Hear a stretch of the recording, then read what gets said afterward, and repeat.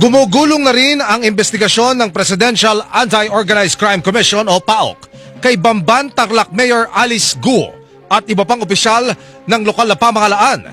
Kaugnay po yan ng Pogo Hub na Zun Yan Technology na sinalakay noong Marso na umano'y sangkot sa mga illegal na aktibidad tulad po ng mga scam. Sabi nung DILG officer na umattend po doon na meron silang nakitang posibilidad ng administrative malfeasance and criminal liability di umano sa mga local government officials ng Bamban.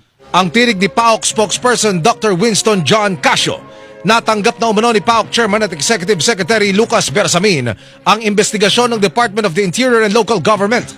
Wala pang pakayag si Mayor Guo ukol dito. Samantala makikipag-ugnayan ng Philippine National Police sa tanggapan ni Senadora Riza Ontiveros. Iyan ay makaraang mabahala ang senadora na posibleng sangkot sa surveillance o pagmamanman at hacking incidents sa mga websites ng iba't ibang ahensya ng pamahalaan.